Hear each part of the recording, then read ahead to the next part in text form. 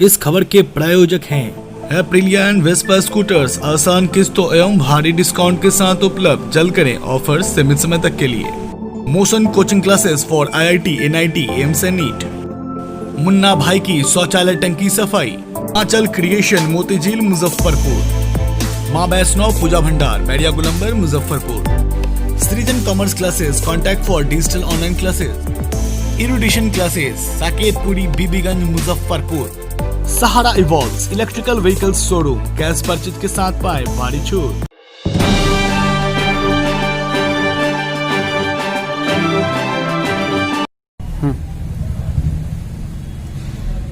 नमस्कार, मैं हूं लोकेश पुष्कर और आप देख रहे हैं बिहार दस्तक। और आज चूंकि बिहार में चुनावी बिगुल फूका जा चुका है, विधानसभा की तैयारी हर तरीके से शुरू हो चुकी है। ऐसे में बिहार दस्तक यहाँ के जनप्रतिनिधियों से संपर्क कर रहा है, बातचीत कर रहा है और जानने की कोशिश कर रहा है कि आखिरकार मुजफ्फरपुर विधानसभा क्षेत्र की मूल समस्याएं क्या हैं और उनका निदान क्या हो सकता है।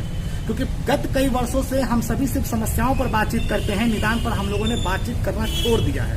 ऐसे में आज हमारे साथ अतिथि के तौर पर राजद नेता एवं मुजफ्फरपुर के वार्ड 20 के पार्षद संजय केजरीवाल जी मौजूद हैं। सबसे पहले तो आपका स्वागत है। आपके भी लोकेश जी, आपकी टीम को, आपके तमाम व्यूवर्स को मेरी तरफ से हार्दिक शुभकामना, बधाई और सबको नमस्कार। देरी नहीं करेंगे, हम सीधे सवाल पर आएंगे। और सबसे पहला सवाल जो आपसे हम जानना चाहेंगे, चूंकि आप भी बड़ी ही सक्रिय राजनीति में हैं, मुजफ्फरपुर को चूंकि आप बहुत करीब से जानते हैं, जनप्रतिनिधि हैं, मुजफ्फरपुर के विकास का पैमाना क्या हो सकता है, आप अपने सपनों में करें। सबसे पहली चीज है कि विकास के पैमाने में इच्छा शक्ति की बहुत बड़ी कमी है। जिस भी जनप्रतिनिधि में इच्छा शक्ति नहीं होगी लोकेश जी, वो काम नहीं कर सकते। जहाँ तक सवाल है इंफ्रास्ट्रक्चर का, तो मुजफ्फरपुर में बुनियादी सुविधा के रूप में रोड बढ़िया चाहिए, जल जमाव नहीं हो इसके लिए नाले का सिस्टम सही होना चाहिए और फिर नाले के द्वारा पानी निकल के उस पानी का सदुपयोग हो उसका सिस्टम चाहिए। बिजली की सिस्टम शुद्ध होनी चाहिए।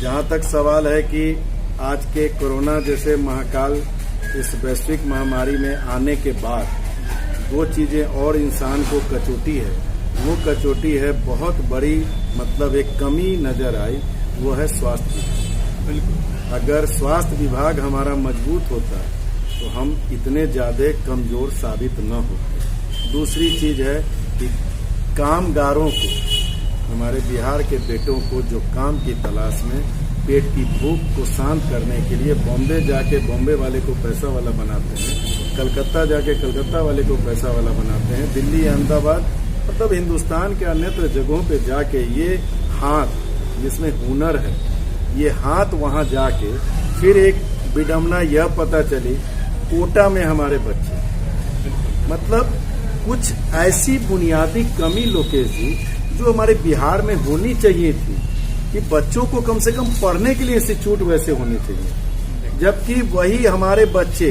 आज पूरे हिंदुस्तान का एक बायोडाटा आप उठाइएगा कि पूरे हिंदुस्तान में जितने यूपीएससी कम्पीट करने वाले छात्र होते हैं, वो जैसे करीब करीब 28 से 30% बिहारी मूल के होते हैं। बदनसीबी कि बिहार की धरती के वो लाल यूपीएससी कम्पीट करते हैं, लेकिन कहाँ से? दिल्ली से, कलकत्ता से, पूना से, बॉम्बे से, सूरत से, मतलब आपको कोटा से। मैं कहता हूँ लगातार हर साल यूपीएससी को बिहार की मिट्टी जो है एक बड़ा खजाना देती आ रही है। मैं समझता हूँ किसी सरकार को इस बात का इल्म नहीं हुआ कि वो खजाने जो बाहर से जाके कम्पीट कर रहे हैं, हम उनको बिहार में मतलब जगह दें। हमारे 50 लाख मजदूर भाई जो हैं जाके सूरत में फैक्ट्री चला रहे हैं टेक्सटाइल की, हैं दिल्ली में रेडीमेड की फैक्ट्री चला रहे हैं, अहमदाबाद में कपड़ा रेडीमेड दोनों की फैक्ट्री चला रहे हैं, बॉम्बे में कई प्रकार की फैक्ट्रियां चल रही हैं। क्या वो हाथ यहाँ प्रयोग में नहीं आ सकते थे? लेकिन इस सारी चीजों की मैं समझता हूँ कि चुनाव के ये बेसिक मुद्दे हैं कि हम क्यों, हमारा बेटा क्यों बाहर पढ़ने जाए, हमारा बेटा बाहर क्यों कमाने जाए। ये वाकई में सबसे बड़ी समस्या है। हम जैसे अभी आप बता भी रहे थे कि कोटा में यहाँ के छात्र जाते हैं, वहाँ जाकर बहुत अच्छा रिजल्ट लेकर आते हैं यूपीएससी बीपीएससी के साथ साथ। तो यहाँ के छात्र इंजीनियरिंग और मेडिकल में भी उनकी बड़ी भूमिका रहती है। सबसे अजूबा बात तो यह है कि पढ़ने वालों के साथ साथ पढ़ाने वाले शिक्षक भी बिहार के ही होते हैं। जी जी जी, वो भी यहीं से जाते हैं। जी जी जी। मगर इंफ्रा की कमी होने की वजह से यहाँ हम लोग इंफ्रा नहीं दे पा रहे हैं। यहाँ का मटेरियल वहाँ जाकर अच्छा काम करता है, वहाँ रेवेन्यू जनरेट करता है, पर यहाँ पे समस्याएं खड़ी होती हैं। एकदम मैं आपसे जानना चाहूंगा, जैसे अभी हम लोग चूंकि मुजफ्फरपुर के विकास के बारे में बातचीत कर रहे थे, अभी जो मुख्य समस्याएं हैं, जहां तक लोग समझ सकते हैं कि जल जमाव, कूड़ा, इसके अलावा और क्या आप गंभीरता से सब चीजों को लेते हैं, और क्या मूल समस्याएं हैं जो आने वाले समय में लोगों की समस्या खड़ी कर सकता है? देखिए, अभी आने वाले 5-10 सालों में तो हम लोग के पास एक समस्या सबसे विकट और नंबर 1 के रूप में रहेगी, वह है स्वास्थ्य। इस बात से आप इनकार नहीं कर सकते हैं कि कोरोना को भगाया नहीं जा सकता है, कोरोना के साथ नहीं। वैक्सीन कब बनेगी पता नहीं। आज भारी विडम्बना लोकेश जी, आप लोग के चैनल के माध्यम से, अखबारों के माध्यम से जो पता चल रहा है, इस मतलब 50 की संख्या में करीब हमारे मुजफ्फरपुर के डॉक्टर और स्वास्थ्यकर्मी जो कोरोना योद्धा जिनको हम लोग सैल्यूट करते हैं, वो सभी पॉजिटिव हैं। तो यकीन मानिए कहीं न कहीं इंफ्रास्ट्रक्चर की कमी है। उस इंफ्रास्ट्रक्चर को दूर करने की सबसे पहली प्राथमिकता, अगर मुजफ्फरपुर नगर विधानसभा क्षेत्र के परिप्रेक्ष्य में अगर आपने प्रश्न किया है, तो उस परिप्रेक्ष्य में मैं आपसे कहूंगा कि सीधी सी बात है, रोड प्राथमिकता के तौर पे है, नाला प्राथमिकता के तौर पे है, पानी निकासी प्राथमिकता के तौर पे है, हमारे घर से जो वेस्ट लिया जाता है उसका 100% सेग्रीगेशन हो, ये प्राथमिकता है। और स्वास्थ्य इन सब से ऊपर उठ के, शिक्षा इन सब से ऊपर उठ के, हमारा मानसिक डेवलपमेंट तब होता है जब हम घर में अपने बच्चों को देख के खुश होते हैं। आज आप मुजफ्फरपुर के ही, मैं तो समझता हूँ ये पूरे बिहार की स्थिति होगी, लेकिन लोकेश जी, मुजफ्फरपुर में हर 10 घर में एक घर ऐसा होगा जहाँ के बच्चे कोटा, कलकत्ता, दिल्ली, पूना से आके अभी घर में, उनका भविष्य क्या होगा, ये ओहो-पोह की स्थिति में वो बच्चे भी और माता पिता भी। सिर्फ उसका रीजन एक है कि हम बच्चे को बिहार में शिक्षा नहीं देते। और आपने बहुत सुंदर बात कही लोकेश जी, कि उसी बच्चों में से जब कोई पढ़ाने वाला शिक्षक बना, वो भी बिहार, लेकिन वो कोटा में जाके रिजोनेंस में खूब बढ़िया मतलब जॉब करके कमा रहा है, आकाश में कमा रहा है, लेकिन वो रिजोनेंस और आकाश बिहार की धरती पे है। ये मूलभूत प्रश्न है। असली जड़ ये है, क्यों नहीं रिजोनेंस, क्यों नहीं मतलब जैसे कि आकाश, वैसे इंस्टीट्यूट बिहार की धरती पे क्यों नहीं? ऐसे विकास वाले कार्यों को रोक कौन रहा है, विकास बाधित कौन कर रहा है? देखिए, अब जैसे इस मुद्दे पे अगर आप आएंगे तो मैं आपको एक सीधी सी बात बताऊं कि जैसे एक सुरेंद्र शर्मा जी हुआ करते थे हास्य कवि, तो वो हमेशा कहते थे, वो अपनी पत्नी को बानगी के रूप में उनके सारे हास्य व्यंग हुआ करते थे। वो कहते थे कि गाड़ी के 2 पहिए अगर एक समान हो तो वो उस गाड़ी की चाल बड़ी मस्तानी है, और एक चक्का ट्रैक्टर का हो और एक चक्का स्कूटी का हो तो उस गाड़ी का चलना मुश्किल है। आज के डेट में जो भी सरकारें आई हैं, उन सरकारों की स्थिति यह है कि आपस का जो सामंजस्य है वो एक दूसरे को नीचा दिखाने का। मैं आपको एकदम सेटिस्फैक्शन के साथ और पूरी ऑथेंटिक मतलब बातों के साथ आपको संतुष्ट कर दूंगा अगर आपके पास समय होगा, कि आज के डेट में लोकेश जी एनडीए के अंदर बीजेपी नीतीश जी को नीचा दिखाने में लगी है, नीतीश जी बीजेपी को नीचा दिखाने में, जिसका कारण है कि विकास बाधित है। 2005 से 2010 मुझे कहने में गर्व होता है कि नीतीश जी ने बहुत अच्छा शासन किया। बिहारी नाम कहलाने में गर्व महसूस कराया था, क्योंकि मैं पार्टी लाइन से अलग हट के हमेशा मेरी सोच होती है, जो सही है मैं सही बोलूँगा। मतलब उसी दरमियान ये चर्चा का विषय होता है, लोग भी काफी बोलते हैं कि पहला कार्यकाल रहा है नीतीश जी का बहुत अच्छा रहा है, और मैं आपको याद दिला दूं वही वो कार्यकाल है जिस समय शिक्षा स्तर को पूर्ण रूप से यहाँ पर खत्म कर दिया गया। यहाँ पे ऐसे शिक्षकों की बहाली कर दी गई, जब हम जैसे मीडिया कर्मी उनके विद्यालय में आज भी जाते हैं तो उन्हें एप्पल या मैंगो का स्पेलिंग नहीं आता है। या तो कैसे आप कह सकते हैं कि नहीं बहुत अच्छा कार्यकाल था, तो ये तो भविष्य भी करने वाला जैसा है। 2005 और 2010 लोकेश जी शिक्षा स्वास्थ्य के संदर्भ में उस कार्यकाल की चर्चा नहीं होती है। 2005 और 2010 लॉ एंड ऑर्डर के विषय में उस कार्यकाल को याद किया। एक जब हम लोग मुजफ्फरपुर से बाहर जाते थे तो हम लोग को यह कहने में शर्म महसूस होती थी कि आई एम बिहार से, ठीक है। वो कंसेप्ट चेंज हुआ, लेकिन उस कंसेप्ट की हाथी जब मदमस्त चाल चलने लगता है तो इतना न सुशासन बाबू सुशासन बाबू सुशासन बाबू कि सुशासन बाबू हमारे फूल के हो गए तुम, जिसका नतीजा हुआ कि 2010 के बाद आज 2020, अब उनकी नाकामियों का अगर बायोडाटा लीजिए तो वो शायद कहीं उनकी जो उपलब्धियां रही उनसे बड़ी है। मतलब उपलब्धि जो रही रियल में याद करने वाली है, लेकिन उस उपलब्धि के बाद जो 10 साल का बायोडाटा है, इस 10 साल की नाकामी का इतना बड़ा ताजमहल खड़ा हो गया है कि अब उसके बाद ऐसे देखना पड़ता है कुतुब मीनार की ऊंचाई को, जैसे हम लोग ऐसे देखते हैं ना। तो अब नीतीश बाबू की नाकामी को, उसमें नीतीश बाबू की नाकामी में बहुत बड़ा योगदान बीजेपी का। खूब प्रेम से दोनों भाई एक दूसरे की टांग खींचने में लगे, खूब प्रेम से। और देखिए आगे क्या क्या होता है। जैसे एक सिलसिला चलता चला था, बहुत अच्छा मैं कहा भी, वाकई जो सच बात भी है कि लॉ एंड ऑर्डर जो है वो काफी हद तक सुधरा था, मगर कहीं हम फिर उसी दिशा की ओर फिर से वापस नहीं जाने, क्योंकि आज अगर सिर्फ और सिर्फ मुजफ्फरपुर की बात करें, यहाँ अपराध चरम सीमा पर है। आए दिन किसी की हत्या हो जाती है, किसी का अपहरण हो जाता है, किसी कोई लापता हो जाता है, अन्य कई समस्याएं आती हैं। प्रशासन की तरफ से भी लोग बहुत नाखुश हैं। क्या हम उसी रास्ते की तरफ एक बार फिर से निकल पड़े हैं, ऐसा कुछ है? जो लोकेश जी अपराध का ग्राफ था जिसको हम लोग मतलब हमारे जो अपोनेंट नेतागण है जिसको जंगल राज करते हैं, हम मानते हैं कि हमारे पार्टी के किसी व्यक्ति के द्वारा 10-20 व्यक्तियों के द्वारा गलतियां हुई होंगी, तभी तो हमको सजा जनता ने दी। लेकिन फिर 2005 में जब आप आए तो 2010 तक आपने अच्छा काम किया, तब ना जनता ने आपको पुनः 2010 से 15 तक का आपको शासन दिया। लेकिन उसके बाद आपके शासन काल से और उस 15 साल के शासन काल की तुलना की जाती है तो हमारे तो 15 साल के शासन काल के, लेकिन आपके 5 साल के बढ़िया शासन काल को हटा दिया। उसके बाद की स्थिति ये है कि जो बलात्कार, जो हत्या, जो अपहरण, जो रंगदारी, जो डकैती जितने उस समय होते थे उससे ज्यादा आपके टाइम होने लगे। हम कहते हैं सुशासन बाबू आप बहुत अच्छे हैं, मानते भी हम आपको अच्छे, ऐसा नहीं कि नहीं मानते थे, मानते भी थे। हम कहते हैं हमारे नेता की कमी रही तो बेरोजगारी दर जो है ठीक है बिहार में थी, आप तो 15 साल से हो, डबल इंजन की सरकार 6 साल से चल रही है, उसके बाद पूरे हिंदुस्तान की बेरोजगारी दर जो है 23%, बिहार में 46% है।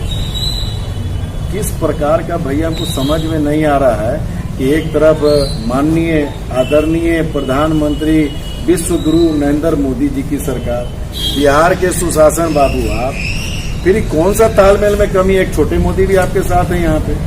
फिर किस प्रकार की तालमेल में कमी है कि पूरे हिंदुस्तान का बेरोजगारी दर 23% और आपका बेरोजगारी दर 46%? कहीं ना कहीं तो टांग, इसका मतलब आपका भाई खींच रहा है आपको। चलिए अभी हम वापस से मुजफ्फरपुर के चर्चा पे आते हैं, फिर हम लोग आज पे भी चर्चा करेंगे। मुजफ्फरपुर की अगर बात करें तो मुजफ्फरपुर में अभी विकास बाधाएं चल रही हैं, जल जमाव की समस्याएं, सड़क पर काफी समस्याएं हैं।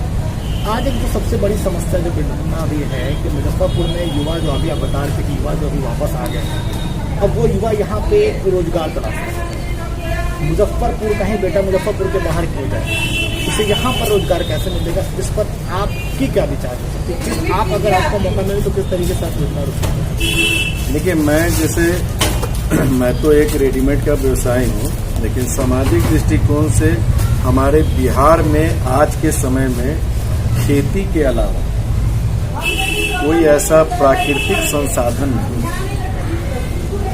मेरे दिमाग में जो एक सोच है कि अगर हमारी सरकार आगामी विधानसभा चुनाव में बिहार की 12 करोड़ माननीय जनता अगर हमारे नेता को मौका देती है तो हम लोग सबसे पहला काम करेंगे कि कृषि को हम लोग जो है एक हब बनाने की कोशिश करेंगे। उसके लिए मार्केटिंग और बिहार का अनाज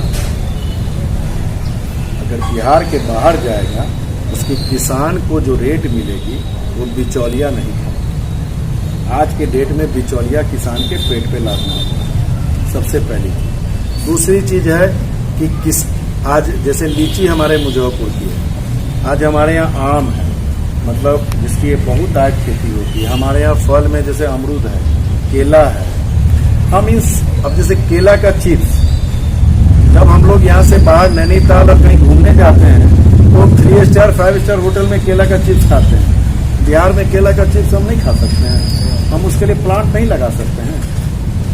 अच्छा, ये भी समस्या है, लीची का सबसे ज़्यादा उत्पादन होता है। लीची का उत्पादन होता है, यहाँ के किसानों को बहुत ज़्यादा अच्छी रकम नहीं मिलती है। इस वजह से देखिए किसान भी धीरे धीरे उनका रुचि लीची की तरफ खत्म हो रहा है। लीची के पेड़ कटवा दिया जा रहा है, मकानें बन जा रही हैं।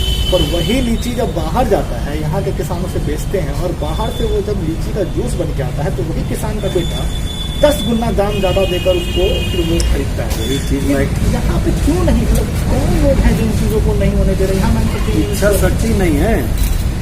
मैं उसी बात को ले रहा था, जैसे गिलोई आज करीब करीब जो भी आयुर्वेद या पुराने बड़े बुजुर्ग वो इम्यूनिटी बढ़ाने के लिए गिलोई, हम कहते हैं बाबा रामदेव जी हरिद्वार से गिलोई भेज के बेच सकते हैं। गिलोई सबसे ज्यादा उत्पादन कहाँ होता है?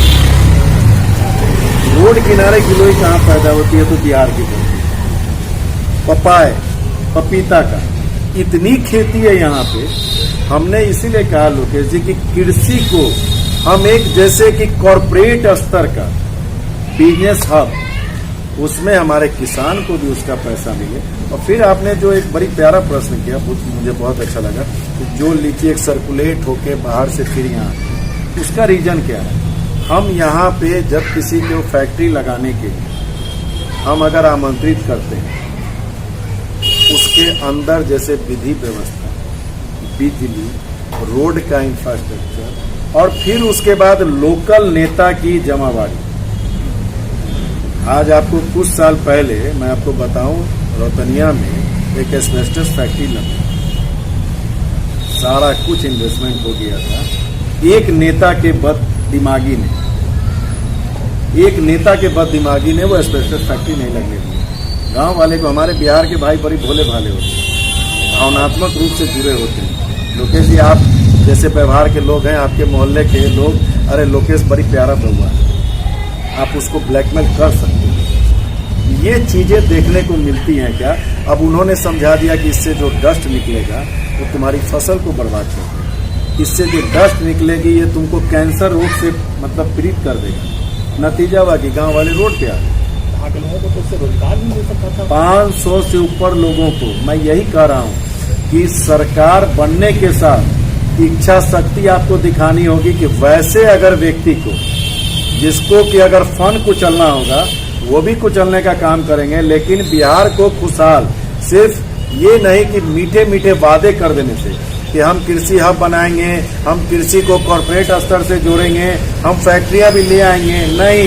23 वर्षों से तो मोतीपुर का गन्ना अनुसंधान केंद्र बंद पड़ा है, चीनी मिल बंद पड़ा है। आज बिहार की 10 चीनी बड़ी मिल बंद पड़ी हैं 15 साल से। सुशासन बाबू की सरकार है। हमारे नेता लालू यादव जी ने, हमारी नेता राबड़ी देवी जी ने गलतियां की। हम तो बोल रहे हैं भैया, हाथ जोड़ के बोल रहे हैं कि गलतियां हुई तब तो 15 साल से बाहर हैं सत्ता से। हमको हमारे नेता तेजस्वी यादव जी ने कई बार मतलब खुले मन से माफी मांगी है, और यही आज के युवा की पहचान है लोकेश जी। आज 21वीं सदी का युवा जो है अपनी गलतियों को मानना सीखा, वो माफी मांगता है और बड़े दिल से मांगता है। ये जो पुराने जो पेड़ है ना, बरगद के पेड़, ये झुकना नहीं जानते हैं। तो माफियों के अलावा फिर उनका जो विजन है, जो उनकी आइडियोलॉजी है, वो सामने क्यों आएगी? मतलब किस तरीके से वो विकास करेंगे, उनका विकास का पैमाना क्या होगा, वो किस तरीके से काम करेंगे, वो कैसे?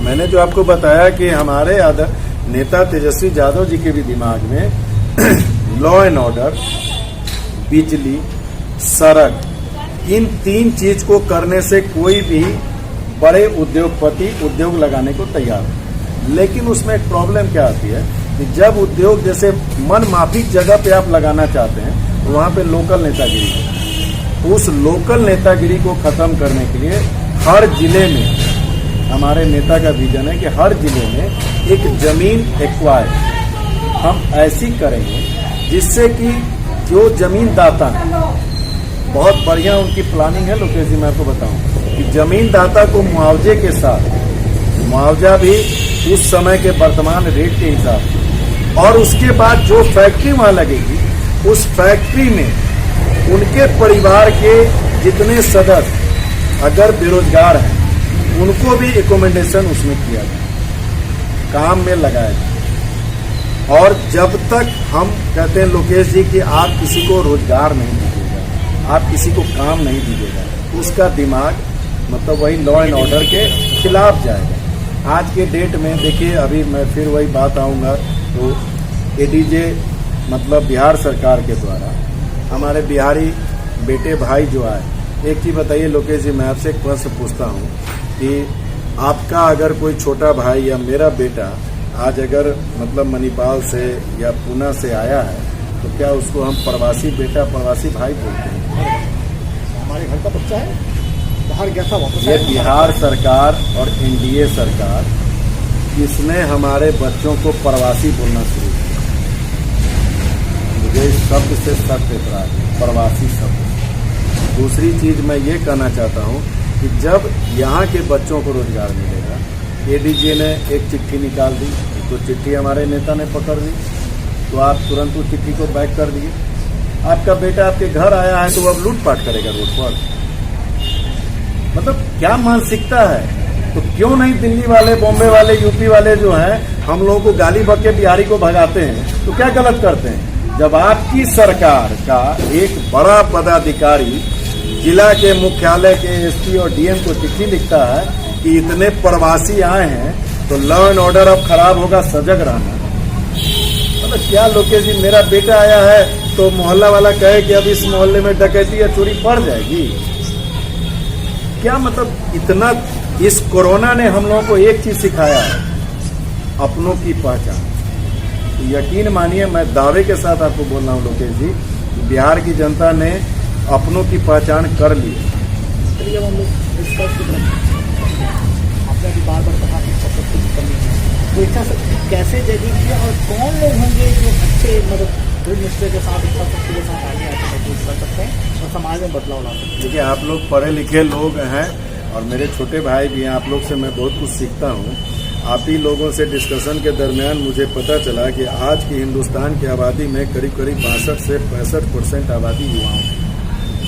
पूरे विश्व में एकमात्र देश है भारत जहाँ के युवाओं की ये संख्या बल है। तो यकीन मानिए कि एक बुजुर्ग आदमी जब 60-65 से ऊपर चला जाता है तो वो अपनी अंतिम यात्रा मतलब उतरती हुई सीढ़ी पे होता है। भगवान करे बुजुर्ग हैं हमारे, उनकी उम्र, उनका प्यार, सानिध्य हमको चाहिए, लेकिन उन्होंने जो कर दिया, जहां तक कर दिया, अब आप प्रणाम है, आप बैठिए, अब हम युवाओं को मौका दीजिए।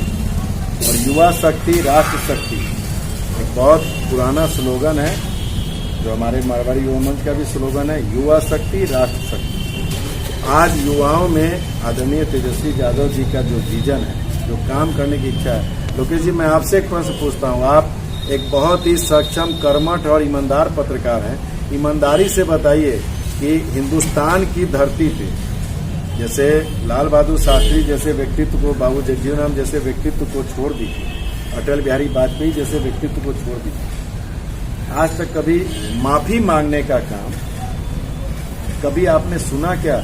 आज हमारे आदरणीय मोदी जी हैं, देश के प्रधानमंत्री, हमारे भी प्रधानमंत्री, यहाँ दल की बात नहीं होती है, वो 135 करोड़ 30 करोड़ के प्रधानमंत्री, लेकिन गुजरात दंगे पे उनसे कई बार कहा गया था कि आप माफी मांगे। कभी मांगी क्या उन्होंने? नहीं। माफी मांगना जो है अपने आप में बहुत बड़े दिल का, बहुत बड़े संस्कार का काम होता है। आप गौर कीजिए लोकेश जी, मैं कोई आपके चैनल पे किसी की बड़ाई या बुराई नहीं कर रहा, कि मुझे अपने दिल में, मेरे दिल में अगर तेजस्वी यादव की और छवि निखरी है, इस बात से निखरी है चूंकि उनके माफी मांगने के पहले भी कई चैनल पे मेरे से जब पूछा गया था कि भाई आपका 15 साल का शासन फिर गया क्यों? भैया गलती हुई होगी, क्योंकि मैं साफ गोई से बोलने में विश्वास रखता हूँ कि मैं गलती होती है मैं तुरंत कहता हूँ लोकेश जी मेरे से गलती हुई, मुझे माफ करें। हमसे गलती हुई तब तो जनता ने हमको नकारा। आज उस गलती की माफी मांगने वाला शख्स तेजस्वी यादव, जिसके पूरे परिवार को, हिंदुस्तान में एक पहला ना केस होगा ऐसा कि कंप्लेनर को जेल, ये पहला केस है कि कंप्लेनर को जेल है, जिसके खिलाफ कंप्लेन किया वो बाहर है, कंप्लेनर जेल के। आज नहीं, मैं आपको उदाहरण के साथ बताता हूँ। अभी हरियाणा में 8 महीना पहले ना बीजेपी की सरकार बनी है। आदरणीय अजय चौटाला जी जो है डिप्टी चीफ मिनिस्टर बने हैं, उनके पिताजी आदरणीय अभय चौटाला जी जेल में बंद थे। किस लिए बंद थे? लालू यादव जी से भी बड़ा भ्रष्टाचार का आरोप उनके ऊपर था जेल में। लेकिन देखिए बीजेपी कितनी पवित्र गंगा है। मैं समझता हूँ हमारी माँ गंगा तो गंगोत्री से निकली और हिंदुस्तान के भिन्न भिन्न शहरों से होकर गुजरती है, हम लोगों के पास तो होती है। लेकिन एक दूसरी गंगा प्रत्यक्ष रूप से अप्रत्यक्ष रूप से भारतीय जनता पार्टी है कि जैसे ही उसमें आप शामिल होते हैं तो आपको 2 तगमा मिलता है।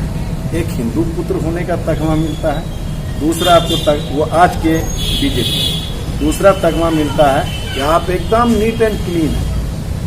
हिंदुस्तान में ऐसा मैंने न्याय नहीं देखा कि 48 घंटा के अंदर आदरणीय अभय चौटाला जी जेल से बाहर। तो लोकेश जी, इस धरती पे एक ऐसा शख्स है लालू प्रसाद यादव, अगर अमित शाह और नरेंद्र मोदी के चरणों में झुक जाता ना तो वो भी जेल से बाहर। लेकिन वो लड़ाई जिसकी लड़ रहा है, मैं उस शख्स को सैल्यूट करता हूं कि 75-76 साल की उम्र में भी जेल में रहना पसंद है। बीमार बड़े बड़े नेताओं को हॉस्पिटल में बीमारी के नाम पे दिया था, कोई बड़ी बात नहीं है। लेकिन जेल तो जेल है ना। आज अगर जेल में वो बंद है वो अपने उसूलों के कारण जेल में है। और उसका नौजवान बेटा अगर 28 साल का 29 साल का लड़का अगर कहता है अगर हमसे गलती हुई तो हम माफी मांगते हैं उसके लिए, हमको एक मौका दीजिए। और मैं कहता हूं कि आज आप देखिए ना कि राजस्थान में और मतलब जैसे तमिलनाडु में 1 साल ये 5 साल ये गवर्नमेंट 5 साल ये गवर्नमेंट, विकास कितना हो रहा है। मैं तो कहता हूं कि 15 साल 10 साल के ट्रेंड को खत्म कीजिए। आप तेजस्वी यादव को मौका देते हैं, नई काम करें, बदल डालिए। एकदम कमिटमेंट काम का होना चाहिए। अच्छा, मुजफ्फरपुर की चर्चा करेंगे, बहुत लंबा मुजफ्फरपुर से महागठबंधन, चूंकि चुनाव बहुत नजदीक है, महागठबंधन से जो उम्मीदवार होंगे उनके चुनाव की जो मतलब कैटेगरीज वाइज जो होता है ना, किस आधार पर हम लोग क्या करें, क्या लगता है क्या आधार होगा और कौन लोग हो सकते हैं? क्योंकि ये अभी थोड़ा सा सस्पेंस देखने से दिलचस्पी बहुत ज़्यादा रहती है। कल तो हम लोग की जो सर्वे हुई है उसमें कई लोगों ने आपका भी नाम प्रस्तावित किया है। इसी आधार पर मैं सवाल कर रहा हूँ, क्या कैटेगरी होगा और किस आधार पर उनका चयन होगा, कौन लोग होंगे? मैं समझता हूं कि महागठबंधन के जो बड़े नेता होंगे, जिस दल के हिस्से में यह सीट जाएगी मुजफ्फरपुर की, उस दल के जो बड़े नेता हैं वो इसको डिसाइड करेंगे। और जहां तक सवाल है आपने मेरे नाम के विषय में पूछा, मैं राजद का एक सिपाही बन के राजद में ज्वाइन किया और राजद ने इतने कम दिनों के एवज में मुझ जैसे अदने से कार्यकर्ता को प्रदेश में महासचिव बना के जो सम्मान दिया, फिर वैशाली जिला का प्रभारी बना के सम्मान दिया। अभी मुझे बहुत कुछ सीखना है। मैं इस लड़ाई से कोसों दूर, मैं इस लड़ाई में नहीं। 2022 का जो पार्टी लाइन पे जो निगम का चुनाव होगा, उस निगम के चुनाव, और अभी मेरा 2 साल बचा हुआ है लोकेश जी, मेरे पार्षदी का। मैं अपने वार्ड 20 का प्रधानमंत्री हूँ, मुझे वार्ड 20 की सेवा करनी है। आप लोगों की भी मदद समय समय पर लेता रहूँगा। मैं विधायक के चुनाव में कहीं से मेरा इंटरेस्ट नहीं है। और जो भी पार्टी का गठबंधन की जिस हिस्से में जिस पार्टी को सीट जाएगी, जो उम्मीदवार आएगा हम लोग उसको जिताएंगे। एक अंतिम सवाल है और इस अंतिम सवाल के साथ मैं करूँगा। एक सूटकेस परंपरा है, लोग यहाँ पर चुनाव के समय में बड़ी बड़ी सूटकेस लेकर जाते हैं। मुझे नहीं लगता कि शायद ही कोई ऐसी पॉलिटिकल पार्टी होगी तो, और ये ऐसा सवाल शायद ही कोई करता होगा, मैं अभी तक शायद कहीं नहीं सुना हूँ। मैं कर रहा हूँ क्योंकि मुझे थोड़ी दिलचस्पी होती है इन चीज़ों को लेकर।